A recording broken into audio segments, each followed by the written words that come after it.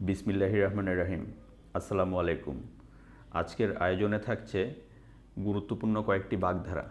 আপনারা পুরো আয়োজনটি মন দিয়ে দেখতে থাকুন এবং প্রশ্নগুলো মনে রাখার চেষ্টা করবেন। কুলকাঠের আগুন। কুলকাঠের আগুন হচ্ছে তীব্র এবং দীর্ঘস্থায়ী মনোকাষ্ঠ। তারপর হচ্ছে কলুর বলদ, যে অন্যের নির্দেশে ব্যাঘার খাটে তাকে বলা হয় হচ্ছে কলুর বলদ।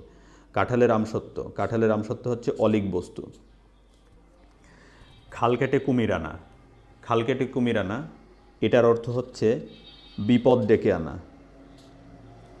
খয়ের খা। খয়ের খা হচ্ছে ধামাধারা। ধামাধারা মানে হচ্ছে চাটুকার।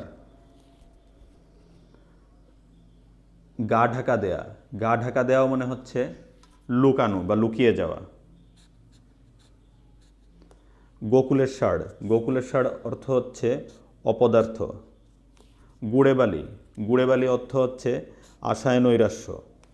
গৌরচন্দ্রিকা। গৌরচন্দ্রিকা হচ্ছে ভনিতা। গোঁফ খেজুর। গোঁফ খেজুর অর্থ হচ্ছে অলস। গোবরে পদ্ম ফুল, নিচকুলে মহৎ ব্যক্তি। গায়ে মানে না আপনি মরিল। গ্রামবাসী না মরলেও নিজে নিজেকে যে কর্তা বলে জাহির করে। গোড়ায় গলদ। গোড়ায় গলদ অর্থ হচ্ছে শুরুতেই ভুল।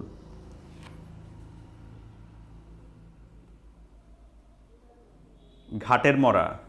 ঘাটের মরা হচ্ছে অতিরিক্ত বৃদ্ধ। ঘোড়ালো রোগ। ঘোড়ালো রোগ হচ্ছে বিলাসিতা। ঘটি ডুবে না নামে তাল পুকুর, অবতথ্যের বড় নাম। চোখের চামড়া। চোখের চামড়া হচ্ছে লজ্জা। চিনির বলদ। চিনির বলদ মানে হচ্ছে ভারবাহী কিন্তু ফলভোগী নয় এমন।